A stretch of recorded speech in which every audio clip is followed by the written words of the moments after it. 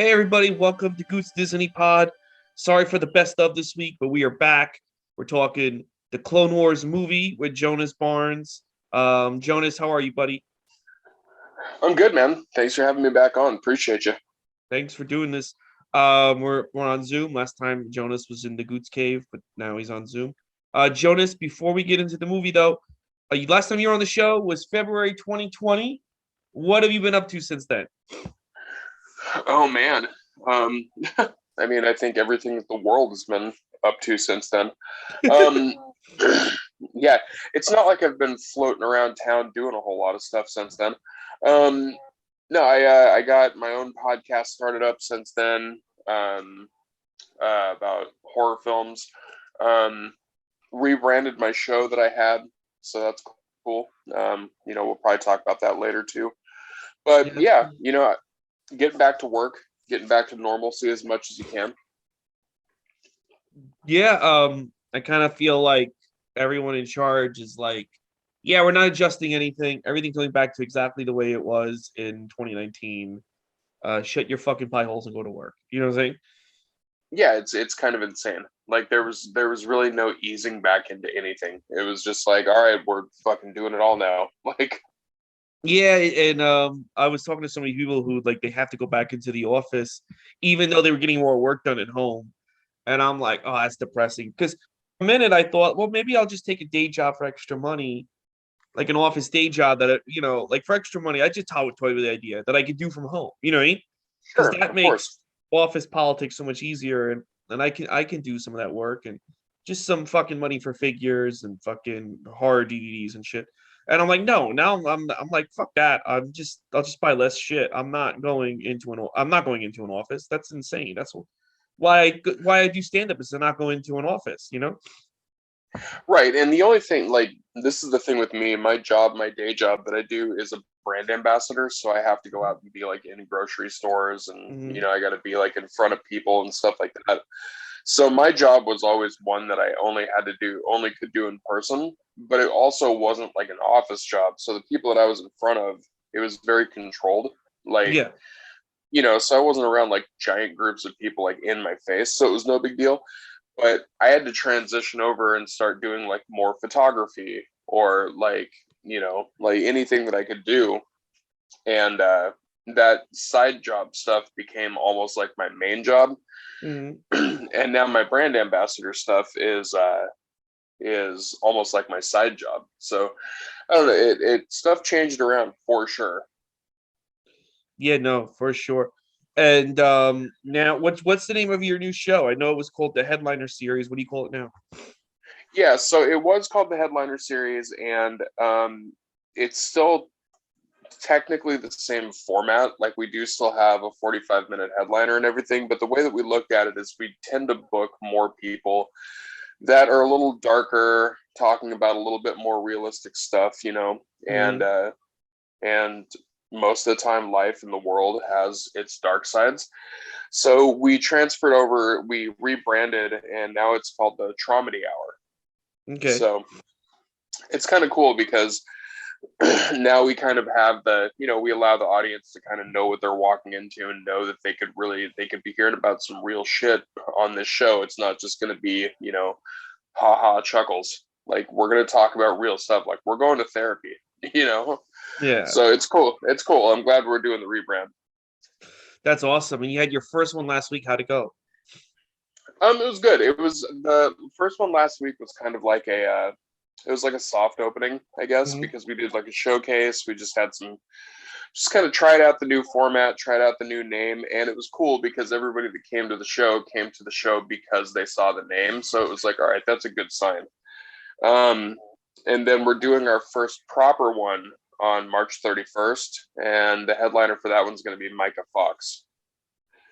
Oh, awesome. That's she's fucking great. Yeah, Very, and I mean, if very it, under I would say very underrated. She's fucking awesome. 1,000%. She's one of the best writers in New York for sure, and also with the new theme of the show, with it being darker, more realistic type of comedy and stuff. She's perfect for that because she doesn't hold anything back. So we're looking forward to that one. We're really happy that we have her doing the first one. Yeah, that's fucking amazing. Now let me ask you this question. Um, Screw you, computer. Let me ask you this question. Um, we talked last time you did Black Cauldron, and I know you Yeah. were as a kid of Black Cauldron, and we talked about your childhood with Disney. But when we were kids, Star Wars was not Disney. Were you into Star Wars growing up as a kid? So my past with Star Wars is a little weird. So one of the first movies that I ever saw when I was a kid was Willow, and Okay. that kind of brought me into the more fantasy realm of stuff when I was a kid. And Mhm. then that transitioned over actually to Star Wars. So when I was a kid, when I was younger, I was watching the original Star Wars films. I was watching all that stuff, and I was one of those people that saw the prequels and was like, well, now I fucking hate Star Wars. Now I don't want to watch this. And then so I took a break, and then I came back to it after I saw all the prequel stuff, and I came back and I started like rewatching everything and got a lot back into it. And now I've seen everything Star Wars has to offer. Everything, even like the animated shows. Like, Yeah, I've seen the shows, I've seen the movies, I even saw the Christmas special. Like I've oh, seen, you got to see the I've Christmas special, even if you don't like yeah, Star Wars. I mean, exactly. I think it's even better if you don't like Star Wars. That thing. Ugh. I I agree. It's rough, but man, is it a fun rough. No, so I've seen everything Star Wars has to offer, and I would not call myself a super fan. Like I'm not one of the people that goes out and buys, Star Wars t-shirts and memorabilia and stuff.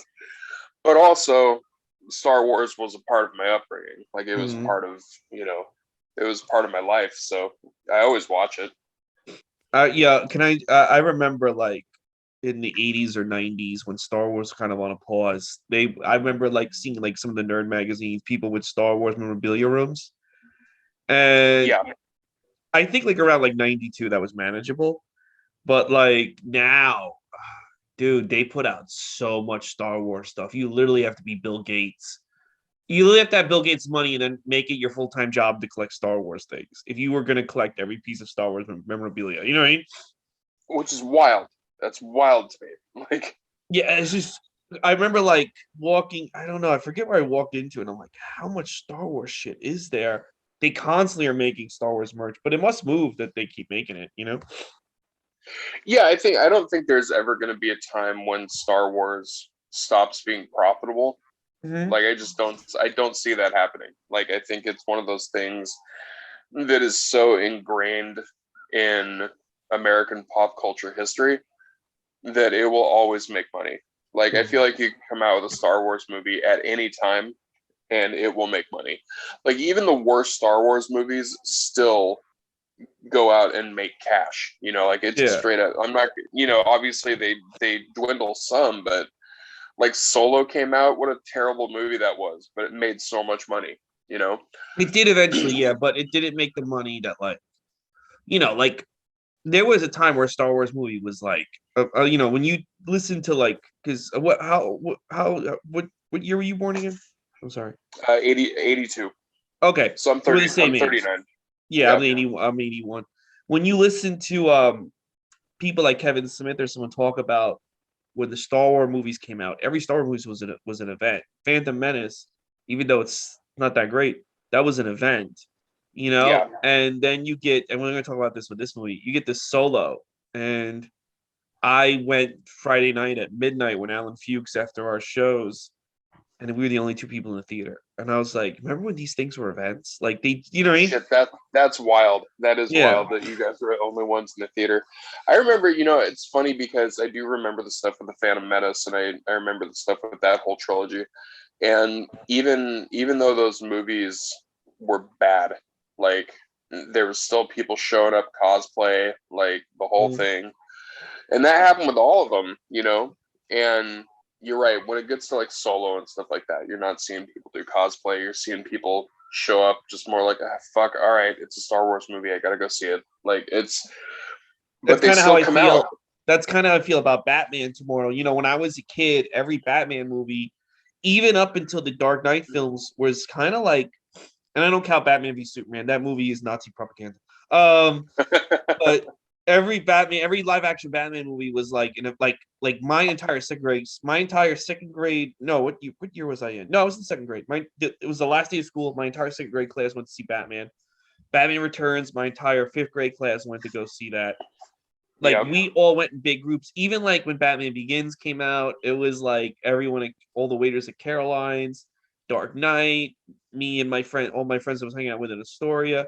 Tomorrow's is gonna be me. Like nobody seems pumped about this new Batman movie, and it's just me and my friend that are gonna go see it. You know what's funny about the new Batman movie? I'm going to see it on Thursday, um, because I didn't get the chance to see it tomorrow, and like I'm excited for it, and I've been actually anticipating this movie for a long time. But I also do know exactly what you're saying because I don't think it's going to be like.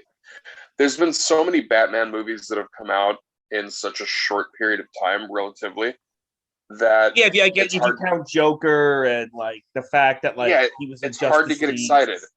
Yeah, Yeah, it's hard to get excited about it.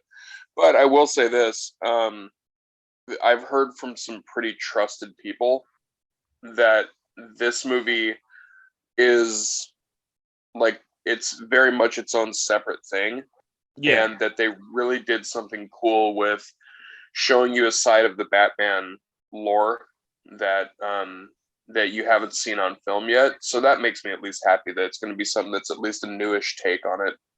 Kind of hoping that there's a twist, especially with the Riddler. I hope that's not his final form. I hope like at the end of the movie he like bursts out to in the fucking green suit. You know what I mean? You hope that Like Jim Carrey shows up and starts doing the Riddler. no, Is that what you want? the Robert Englund version from the Batman animated series where he had a suit. Remember Right. that? Remember that one? Oh yeah, I He had a remember that. suit and a little top hat. Like the Well, thing about it. Oh, here's the thing about the Riddler. Here's the thing about the Riddler on this one, though. The Riddler in this one is a serial killer. Like yeah, he's a straight up serial killer. He's not just like he's not just Edward Nigma that happens to go crazy and like blah blah blah. He is a legit straight up serial killer. So this one apparently is more like a police noir type mhm. of a Batman, which I think is actually kind of cool because if you're gonna make the Riddler be a serial killer, Paul Dano is a hell of a casting for that. So Yeah, no, that's fine. He's a serial killer. I just still want him in his little green outfit at the end. Like that's you can kill yeah, people, you can rape people, but I like like people go like, oh, this is a realistic Batman, and I'm like, oh, well, if it was realistic, this guy wouldn't become Batman. He would have became a cop. exactly. He would Yeah. have ran for office. He would have been like Elon Musk tweeting dumb shit on Twitter, or he like it, like no sane person or no realistic person would even if you're a billionaire watch your parents get shot and you're like, yeah, I got dressed in a bad suit. Like, so it's already not realistic, so the fucking serial killer guy can dress in little green tights. You know what I'm Yeah, for sure. No, I saying? don't disagree with you on that. I mean, maybe we're going to be in a reality where there's going to be a Tesla Batmobile. We never know. Yeah, It could I happen. want to see a Batman movie where they find out that the richest guy in town is going to the hood and beating up like black people. Like that's because I just want to see the fallout from that because Batman can't. Oh, I am the night. They're like, shut the fuck up, rich white boy. You know what I mean? Like, how That's would I mean he? that's his superpower. He's just a rich white dude. Yeah, like I just want to see like what would be the fallout. And I know DC wouldn't want to because that would essentially break Batman because again, if like there was a mysterious guy going around town like tying up like black black youths or tying up Yeah. like Hispanic youths in LA, and then the cops caught him as Elon Musk. The backlash that would get? The Oh yeah, it would backlash. absolutely. And I also think it would be funny if this was the movie that did it because Jim Gordon is black in this movie. So Oh yeah, that'd be if he just showed up like Jesus Christ, Batman, really? You had to beat up all the black kids? We yeah. got to arrest you. Come on, like I know what DC Comics would do. They would have like a few issues where the black community's pissed, and then they'd have like Lucius Fox give a speech about how great Batman is. Like, you know what? Even though sure, he's a of rich course, white guy, he's great. He's Batman. Let him keep doing it. That's how they would resolve it. Everyone would yeah. just be like, "Well, but you're so awesome, Batman." But now that we talk Now we talked about Batman. Let's get into this movie, Star Wars: The Clone Wars. This came out in 2008, and this was one of the few Star Wars films that came out in my lifetime. Well, it's the only Star Wars film. I don't count Return of the Jedi because I couldn't. I was two. I could barely put together thoughts. I don't count that movie. This is the first Star Wars movie in my lifetime I didn't go to see in the theaters. In fact, I didn't see this until 2019. What about you? Did you? When was the first time you saw this movie? I also did not see it in the theaters. I saw it. When did I see it? I mean, I saw it a while back, but I didn't see it in the theaters. And I also had to actually revisit it for this episode because after I revisited it, now I knew why. I forgot most of the things about it, but but yeah, I revisited it for this. But before that, it had been a while back since I had seen it, and yeah, like I said, now I know why. It's because when this movie came out, I don't even honestly remember what it is. It came out like around the same time as Tropic Thunder. And right, Tropic Thunder smoked it. Which, I mean, in hindsight, we'll talk about this when we talk about the movie. But Tropic Thunder should have smoked it for sure. Like, yeah, that was those two movies next to each other. That was the last golden summer of comedies. Let's review the comedies that came out that year. Step Brothers, Superbad, and Tropic Thunder. That was, I mean, how do you compete with those three comedies? That's a trifecta of incredible right there. I mean, listen, Tropic Thunder, here's the thing about me. I'm not a big Ben Stiller fan, like, as far as his movies go. I'm a fan of him as a director, and I'm a fan of him, like, in general as a person, but his movies, for the most part, I don't like him in the movies, even if the movie is good. But when it came to Tropic Thunder, like, that whole thing was funny, and then Tom Cruise's part playing Les Grossman, holy shit. That is an iconic comedy part. Yeah. And Tom Cruise has dealt with guys like that, and he could not wait to just fuck. He's heard shit like that told to him or told to his agent, and he could not wait to just rip into all the people who fucked with him. Yeah. Yeah. Dancing to fucking Ludacris at the end of it. Yeah, it was amazing. He's But that's it. I was gonna say, that's the thing, man. You can't put movies like that up against what they did with Clone Wars, because, man, Clone Wars, like, it's weird when it comes to animated movies, because you either hit a home run or you shit the bed, and George Lucas shit the bed on this one. Here's the weird thing about this movie. It's not a movie. It's 3 episodes of the TV show basically edited together. They used to do this in the 80s. Jammed together, yeah. They did this with the GoBots movie, the She-Ra movie, and there was another movie that I think Brave Star. They Filmation did this, and Hanna-Barbera used to do this, where they just edit a bunch of episodes together. Like, it's a movie, but like to do that in 2000, what? It's like, but it's not. But it's not. You just you just took out the opening, closing credits, and edited 5 episodes together. And that's fine in the 80s because they were like, these, a bunch of old, these kids don't know any better. Just shove 5 episodes of She-Ra and call it a fucking He-Man movie.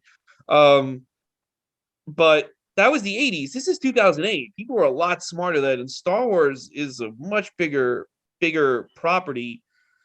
And like, this was just lazy. It's like, why couldn't you make a movie with a beginning, middle, and end to launch the Clone Wars? Why would you do it like this?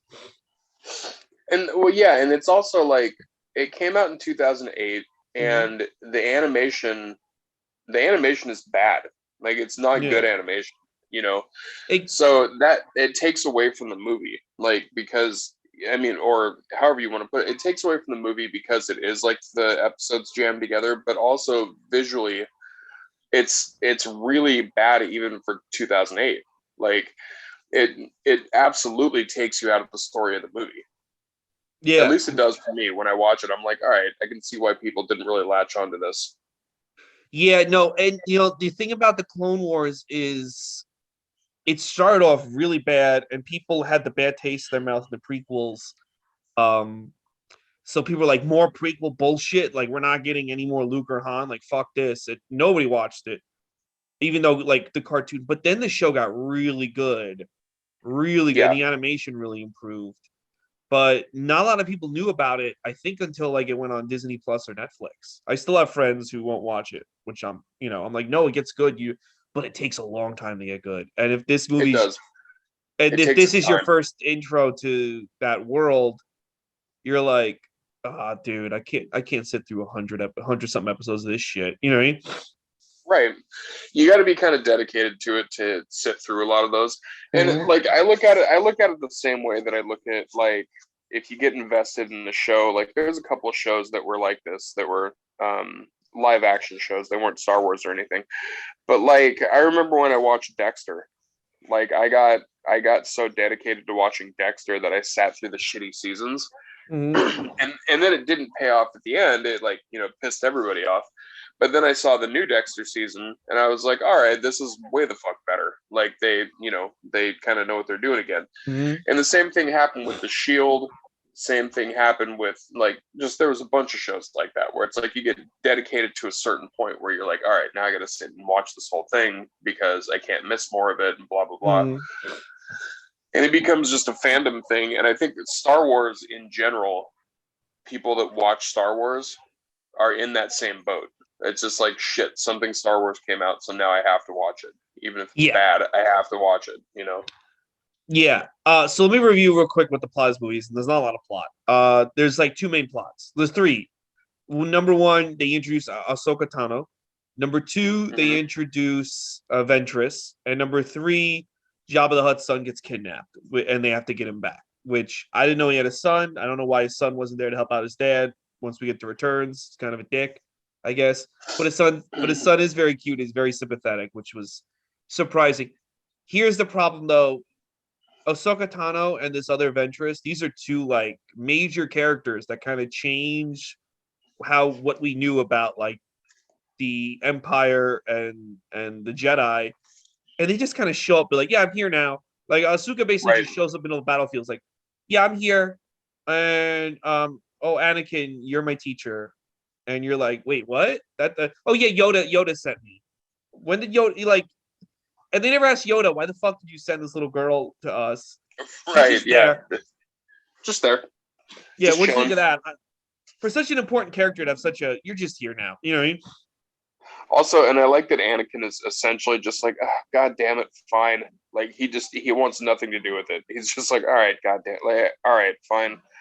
You can be Yeah. my apprentice. Like, Yeah, but what did you think of her intro? Because the character winds up again. It's almost like this show went backwards. Like the character does become really good, Asaka Tano, but just right. the way they brought her in, it's like, what the fuck is this? You know? It's trash. It Yeah. was, I mean, it was a trash way to bring in a character that ultimately ends up being an important character. And Mhm. also, that's the other thing. Star Wars has always been pretty good at introducing characters. Mhm. Like, that's kind of something they've been good at across the board. But with this one, it just shows up. Like, just there. Like, no build up, no nothing. Just there they are. Like, and I think that takes away from it a lot because it starts you start off like not really giving a shit because they just show up like the intro sucks. Yeah, they just show up, and I want to know, and I don't know, maybe they address this in another episode, but it should be addressed in this movie. Why Yoda thought, because Yoda had to have known that Anakin's a little wacky. Why Yoda Of thought course, like, I'm gonna give he's Yoda. this young piece of jailbait to the kind of unstable guy here, so he can teach. Right, like that's the thing. Yoda's smart. Yoda knows his shit, so Yeah, you know he knew something. maybe he thought like being a teacher would I don't know, but like I'm just like maybe they explain it in a future episode, but it's being explained here. And then the other thing too is like the Sith is like, oh, there's always two in the Sith. That's what they go and then all of a sudden it's like, no, but there's three. Here's some chick that they've also are teaching about the Force, and she's gonna fucking fight Anakin and Obi-Wan, and it's like, where was why is this woman not around? Where was she in Attack of the Clones? And where was she in Revenge of the Sith? Like, what happens to this woman? You know what I mean? Ventress. Yeah, I think and that was one of the problems that I had with this is there was a lot of character because of the nature of what this quote unquote movie was. Mm-hmm. There was a lot of stuff that was shoehorned into it. and it started off with Ashkatano. Like it just is shoehorned right into it in the very very beginning. Like just plop right there. There's nothing that surrounds it. There's no buildup. There's no nothing. So you get these things that just get plopped right into the middle of it. Mm-hmm. But also, it's tends to be a problem with something like this because this is a movie that's placed technically in the middle of a series. So unless you've watched the series, you miss backstory and you miss also continuing story afterwards. So it makes the movie feel out of place. You know what I mean? Yeah, it doesn't feel like and this really is like the first episode, I guess, but it doesn't feel like a first episode. It feels like you're literally on episode 27. And then Well, yeah, and if you look at it like chronologically, it's the movie. The movie is almost like an entire second season of the show because yeah, chronologically it's between season 1 season and season 3. yeah. Yeah. Oh, here's the other thing about the movie when you're watching it, and this is your first introduction to this. When Ahsoka Tano basically takes over, she does. She just shows up. I don't even know how old she's supposed to be. I'm gonna assume 14 because if she's any younger than that, she's dressed like that. It's kind of crazy. But Yeah, that's funny. she's 12 and she's got her tits hanging out. That's a little whack. Right.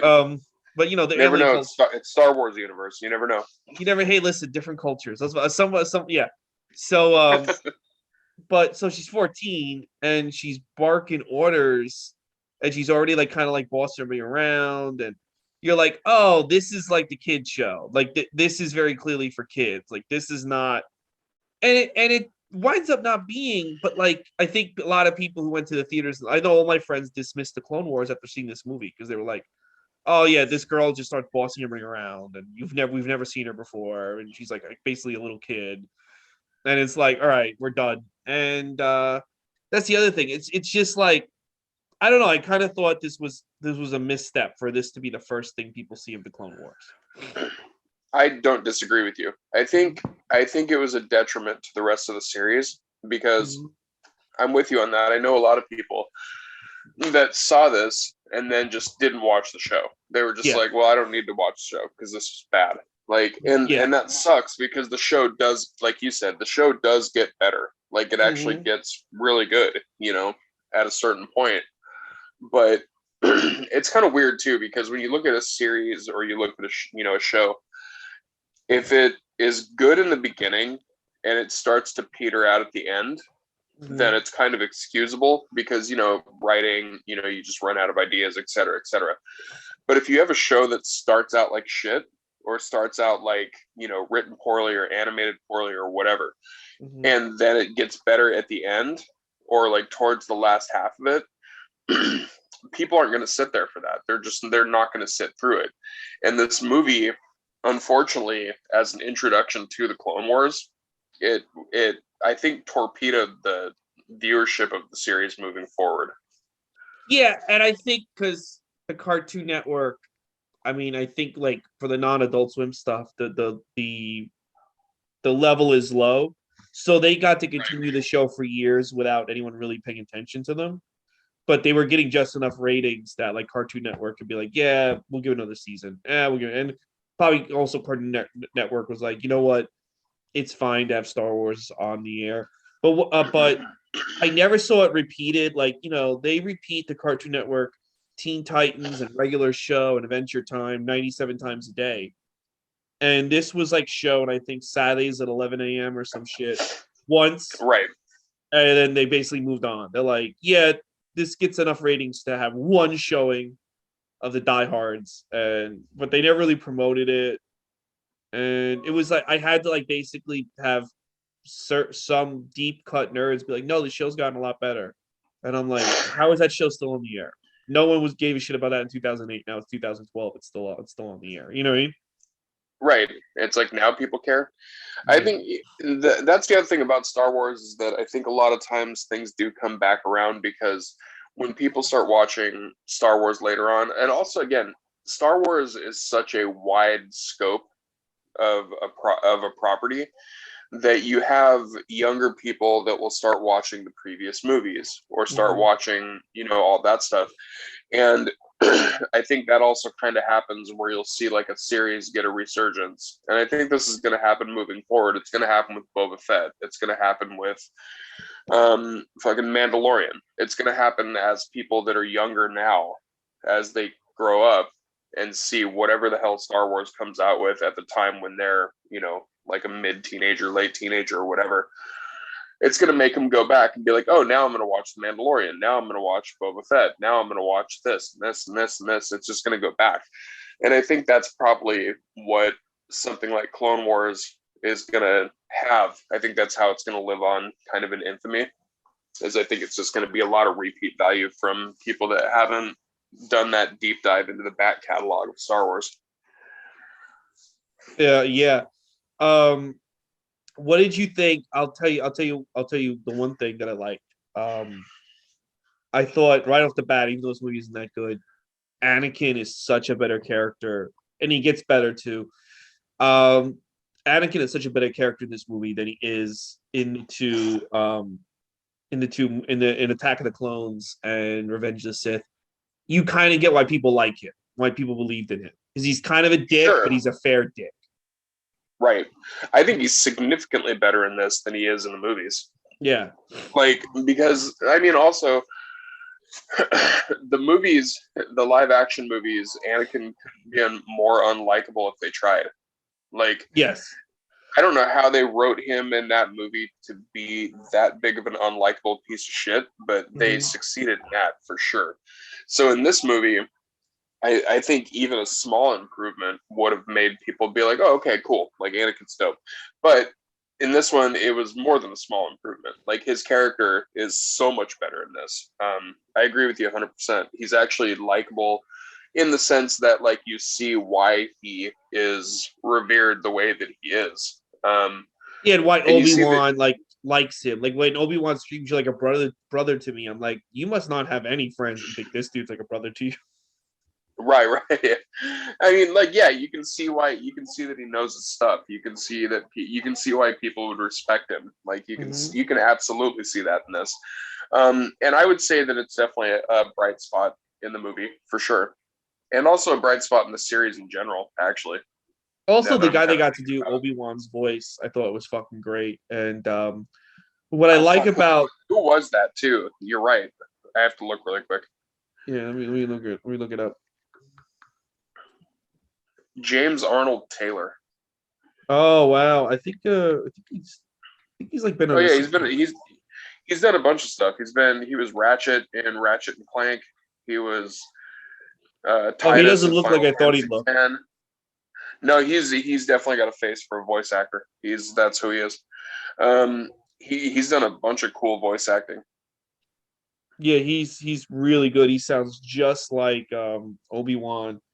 What I like about Obi-Wan, it's so funny. What I like about Obi-Wan in the movies and in this show is that he kind of is always sarcastic, which is kind of cool. I didn't picture him being like that. Like he's kind of constantly kind of making a joke, but it doesn't come across. It doesn't sound like he's like making fun of you. It's just like a very dry sense of humor. You know what I mean? Yeah, I agree with that. And I think it's a cool aspect to the character. I think Obi-Wan again he's one of those characters going throughout the entire Star Wars timeline where that part of him has never really changed. He's always had that little wise ass like part of him, Yeah. but like in a good way. Like it's always been a good part of the character, and I think that actually kind of shines through a lot in this one. Yeah, it's a really again, you're fleshing this guy out, you're making him more like I don't know, it was just really good. What did you think of Ventress, the evil Lynn for fucking Count Dooku? Man,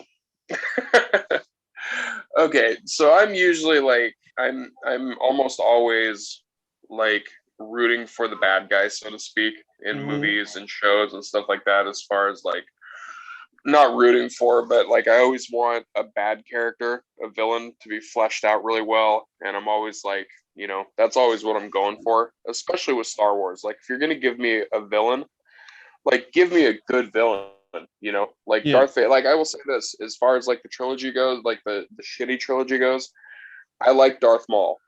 Like Darth Maul was fucking dope. Even if he was surrounded by dog shit movies.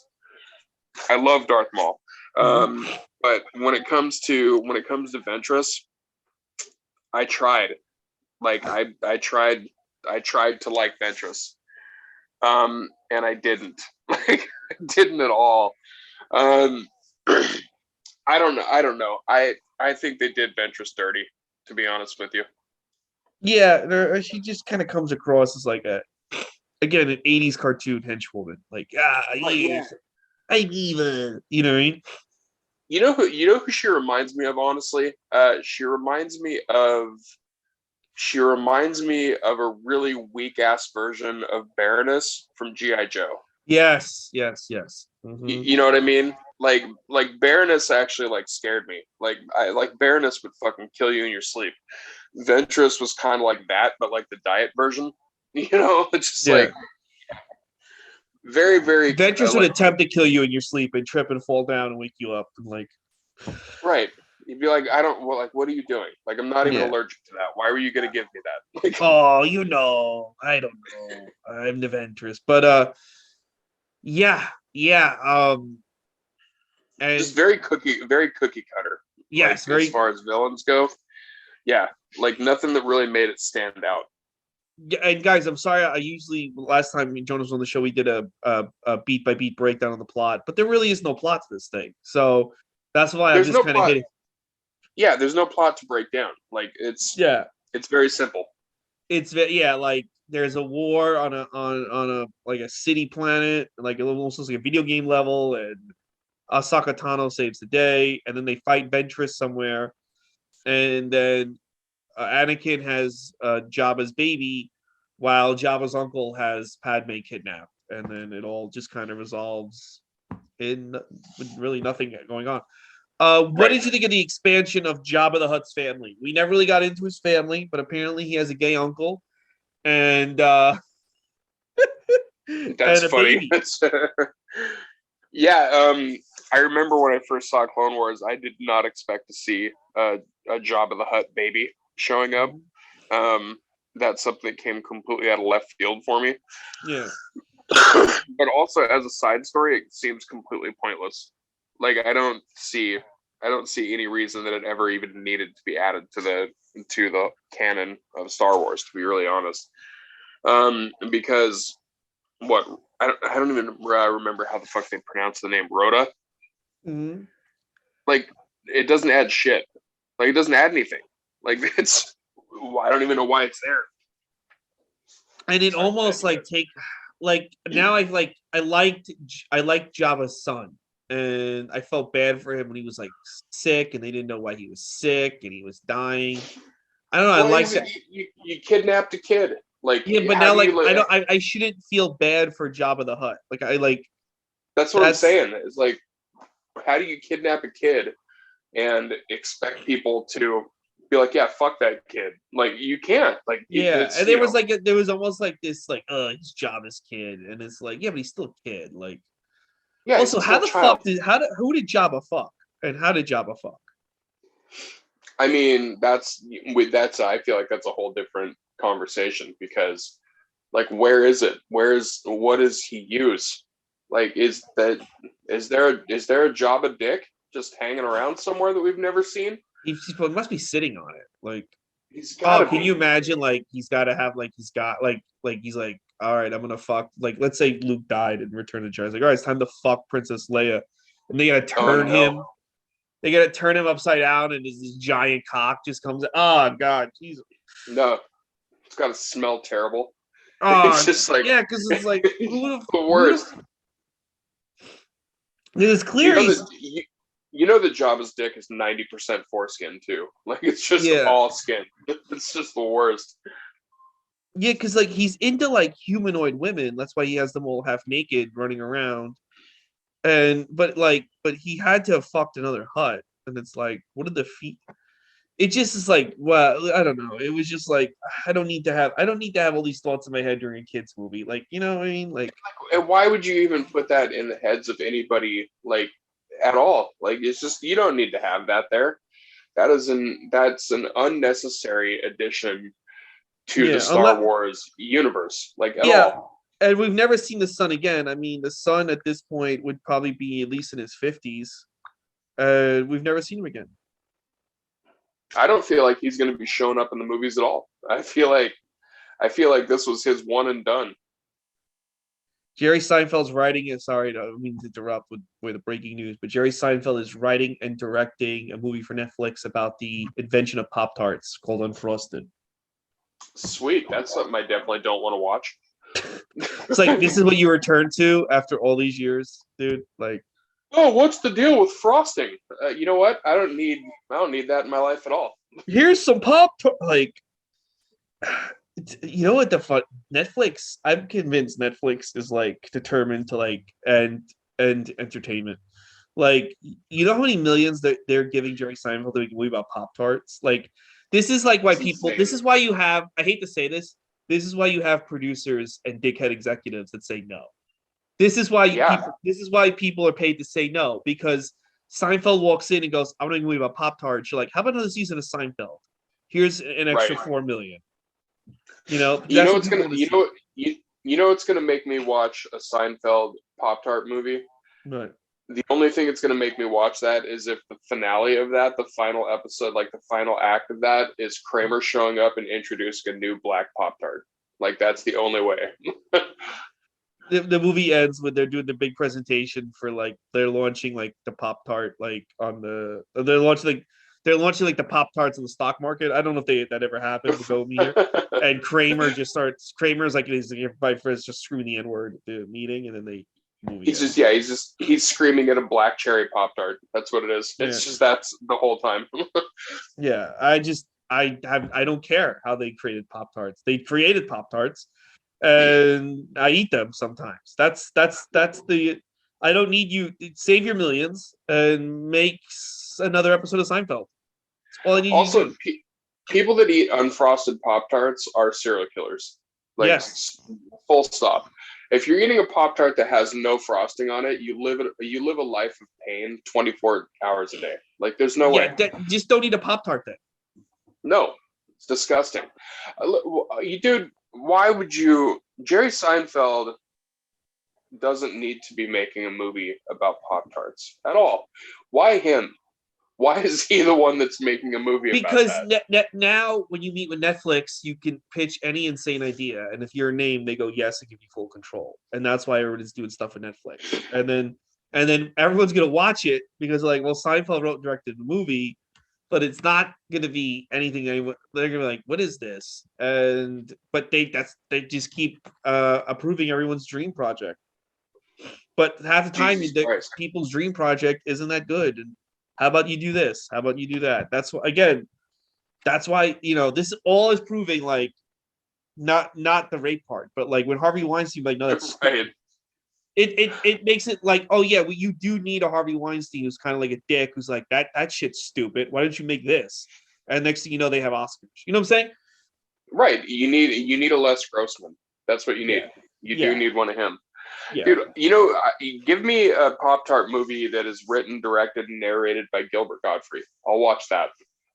Oh, they don't give Gilbert Gottfried anything anymore. Once they took him out of Aladdin, I was like, you got I think everything with Gilbert Gottfried now needs to end in an aristocrats joke because that's just his career now.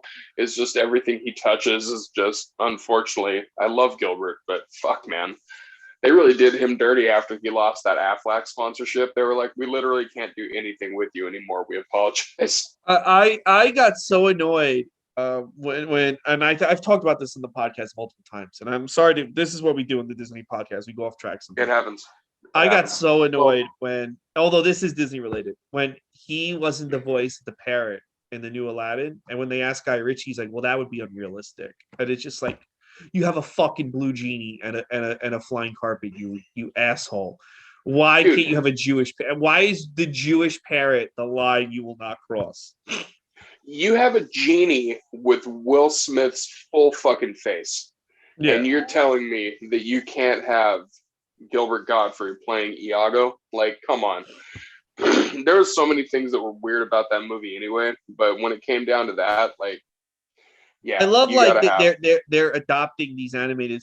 That's why these animated film like adoptions are garbage, because these movies are not meant to be live action, and then they'll just make these weird decisions of, well, that's not realistic, but this is, and that doesn't work, but this does, and it's like, dude, none of this works because it's not supposed to be live action, and it's just like, if Yeah, you're gonna fucking, you have Babu, you have the genie, you have the rug, you have the Cave of Wonders. Just have Gilbert Gottfried voice the parrot. Like, come on, guy. Like, yeah, dude. what are you trying to Give, prove? You're not. This. None of this is realistic. None of this.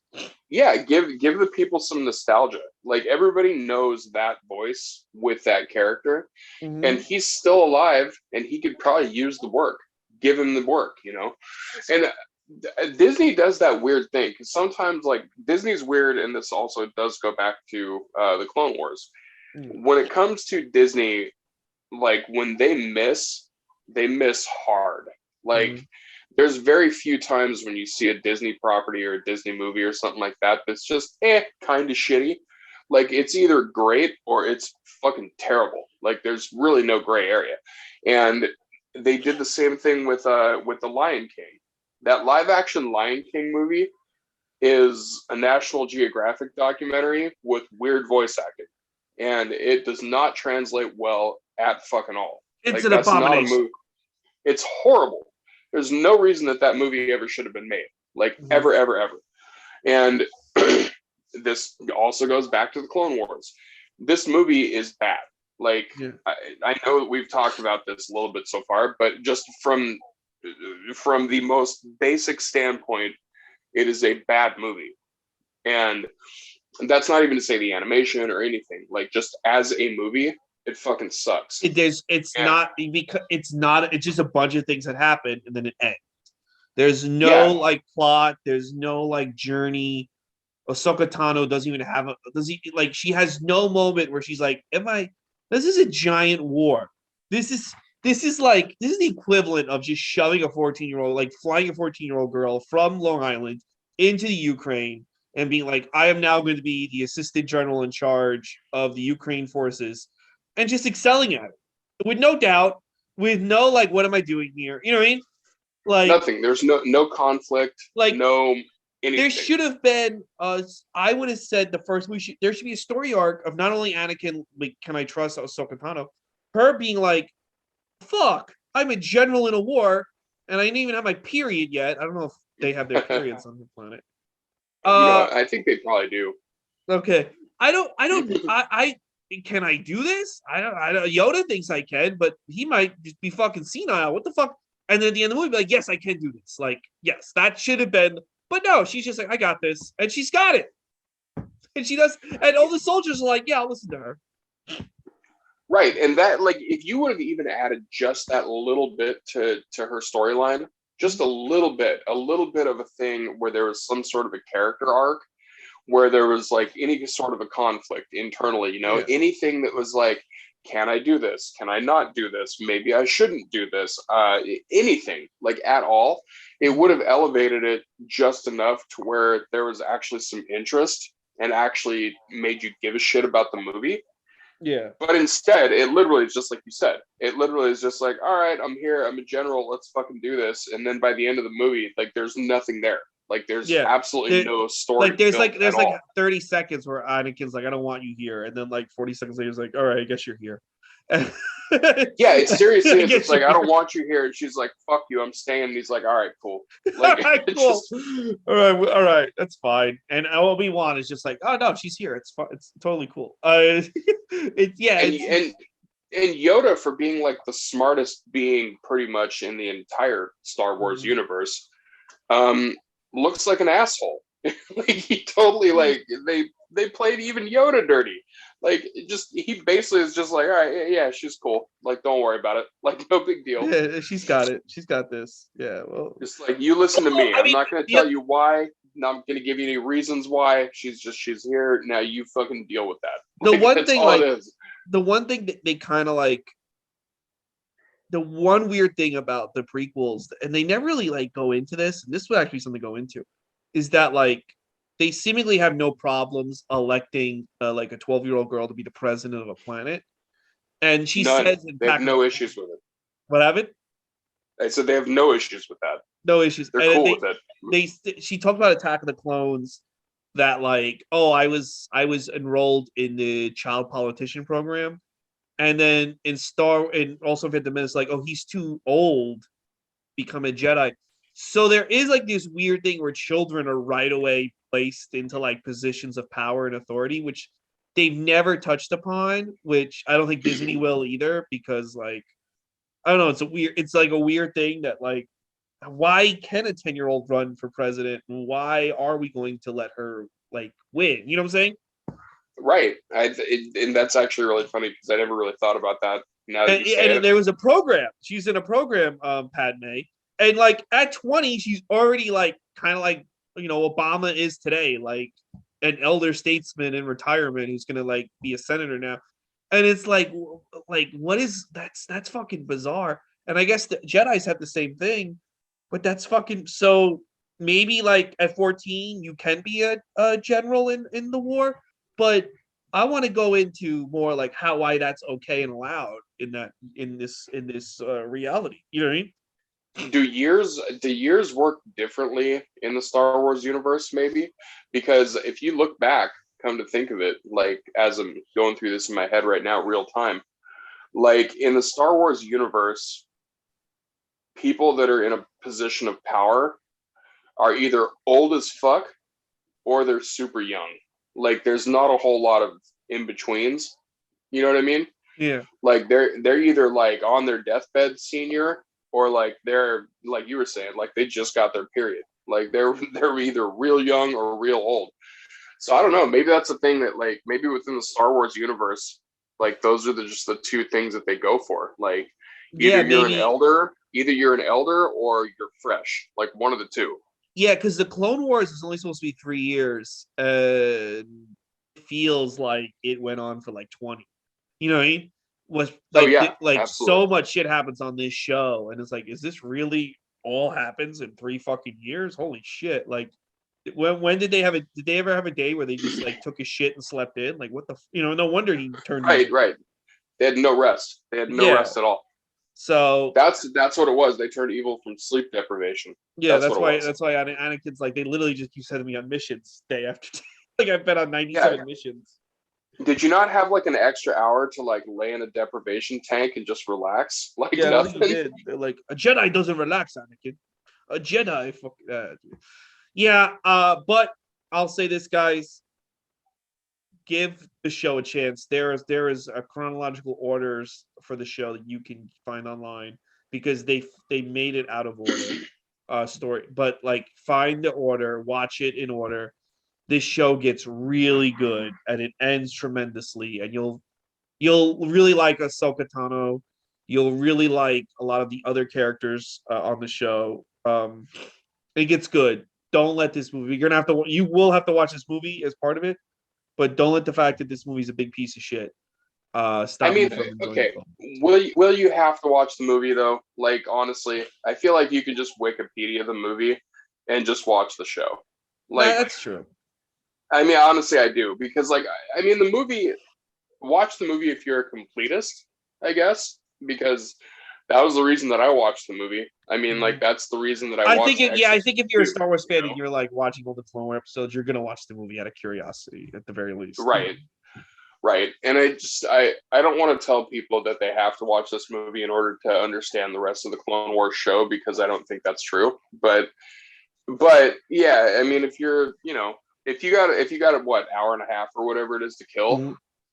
eh, you could do worse, Give the for sure. A lot of people have said to me that the Clone Wars show is very daunting. This is what I say: watch an episode a night before bed. It's 20 minutes. You'll fucking, by the time it's over, you'll be ready to like fucking turn over and go to sleep. And I guarantee you, after like 2 or 3 weeks of doing that one episode a night, you'll start binging it because you'll be like, "This is so fucking good." You know what I mean? Yeah, Like, start off because slow. It is, you know, and it's. I think a lot of people especially older people, get daunted by watching an extremely long cartoon series, but it's worth it. And if you like Star Wars, and it makes the prequel era so much better. It fleshes out everything. it does. It really does. Mm-hmm. And also, they're short episodes. They're easy. They're easy to digest. They're Yeah. not like, and like you say, even the bad episodes of the show are still pretty decent.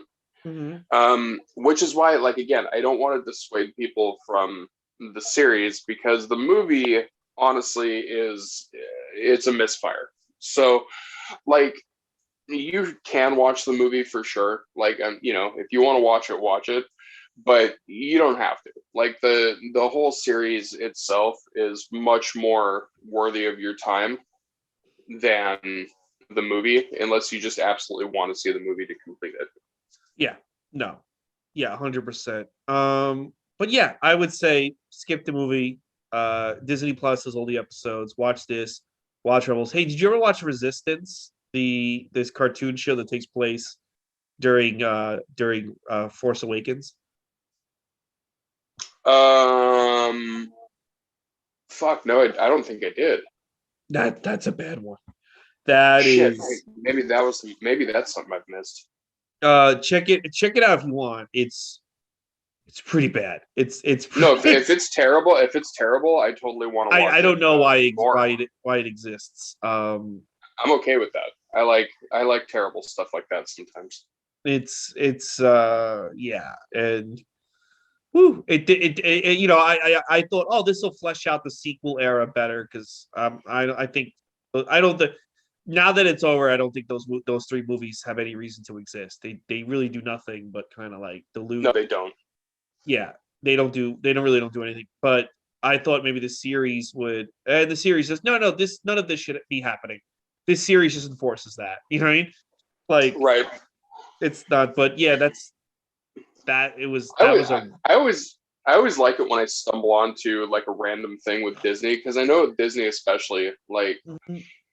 they put sequels and stuff out that you just didn't know existed. Like, do you know Yeah. how many people know that Lion King 2 is a thing? Not very many. No, man, I Like, still gotta watch that for the show. Little Mermaid 2, who the fuck knew that was a movie? Mhm. Like, it was, those type of things show up and you're There's a just like, Little oh yeah, Mermaid 3. right. Like, Yeah. that's the thing. Like, who the fuck knows that? So when I always like kind of like walking into a Disney thing that I didn't know existed, because the vast majority of the time it's dog shit, but it's like fun dog shit. And then every now and then you stumble onto something like Return to Oz. Like, Return to Oz, so many people didn't know that existed. And now that Disney Plus is out and Return to Oz is just available for anybody to watch, they're like, holy shit, this is a horror film. Wow. Like, I always like stumbling onto a new Disney thing that just I didn't know existed. The thing about it is I still gotta watch the Boba Fett show. I didn't watch that yet. I still gotta finish Peacemaker. I might Dude, make I'm not gonna spoil anything, but Peacemaker, the last episode, you are going to I I might make tomorrow a DC Comics celebration day and binge the last 4 episodes of Peacemaker, and then watch Batman Begins and Dark Knight. Not Dark Knight Rises. I fucking hate that movie. Dark Watch Knight that. Rises is an absolutely horrible movie that everybody got tricked into liking. Yeah, I might make a little DC Comics appreciation day tomorrow before the movie, and just make the whole day about DC. I might do that, because I do have to finish Peacemaker. But how was Boba Fett? No spoilers, because I asked one person, they just started spoiling it all over the place. Yeah, no, fuck that. I'm not going to spoil anything. It's okay. It's not great, but it's not bad. Like, it's one of the few things that's like solidly in the middle. But it's definitely worth the watch. Like, it's worth going through, and I think it actually gets better as it goes on a little bit longer. Yeah. So I think you'll enjoy it. I do want to see it. I know people are disappointed that Boba Fett. I think they they kind of subvert what Boba Fett, who he is, who he was, And I think that's cool. I'm down with that. Like, but I know a lot of people got upset by that. But I definitely want to check it out. It sounds like a very interesting experiment, to say the least. It is. There's a lot of stuff that's just unnecessary shit about Boba Fett in it, but it's also like if you like Boba Fett as a character, then it's fine. Like it's Yeah, totally fine. I did see. I did get spoiled. One of the Clone War characters shows up in live action. Cad Bane, right? He shows up. Yeah. Yeah, so that's kind of cool because that I do want to see more Clone War characters on. I'll tell you what, man. When they revealed that when Darth Maul at the end of Solo told the Mother of Dragons to head to his planet, which we've seen on the Clone Wars, I was like, why Yeah. was it the whole movie Han Solo on that planet being chased by Darth Yeah. Vader? That would have been a great first solo film. Yeah, I agree with that. And that's like, here was my biggest problem with Solo. They got the character wrong. Yeah. Like that's just straight up. That's what they did.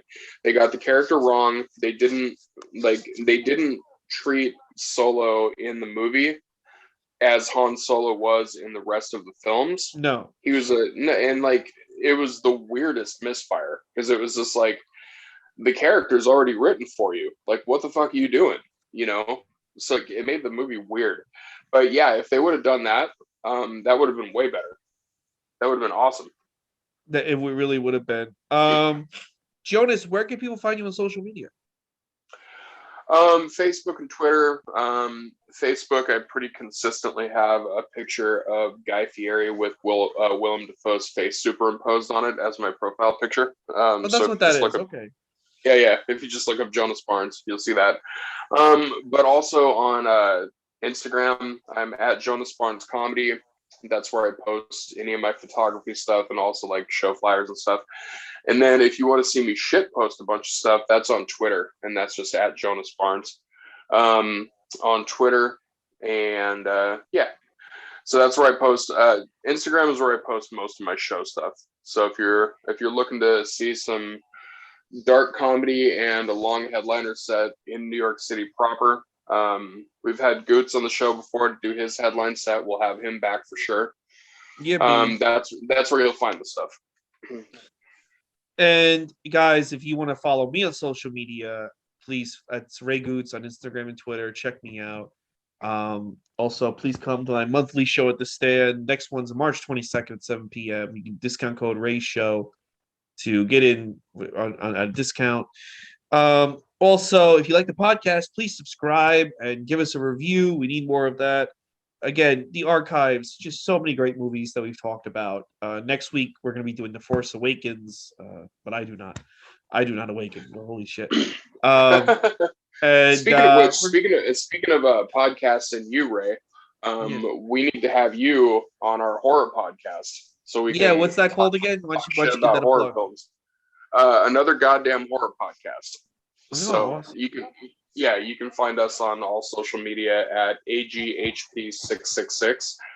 And we need to have you on that show sooner than later so we can talk some mad shit about horror movies.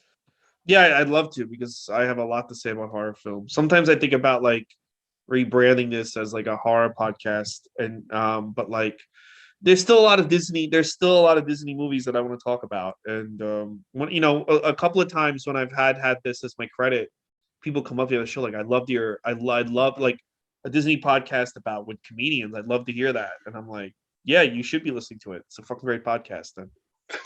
So well, I remember last time I was on the show, we were basically talking about a Disney horror film with Black Cauldron, Oh yeah, no, yeah, yep. That was like the closest I've ever seen to a Disney horror film. I don't think they'll ever go back to that. I mean, that movie was so dark. I didn't see Encanto, but like between Moana, Frozen 2, Ray and the Last Dragon, and Encanto, I kind of get what their vibe is now. They ain't doing fucking skeletons and pigs and shit. They're not going back to Black Cauldron. And like I said earlier, Return to Oz is a terrifying film. Yeah. Like that's if anybody hasn't seen Return to Oz, go watch that on Disney Plus as soon as you can, because Dorothy gets electroshock therapy in the first 10 minutes. Like, what the fuck? It's a wild one. So yeah, please subscribe and follow the podcast on Instagram, Gootz's Disney Pod. And yeah, that's about it. Jonas, thank you so much for helping me break down the Clone Wars film. And we'll see you guys next week for Force Awakens. Thank you again, Jonas. Thanks, man. All right.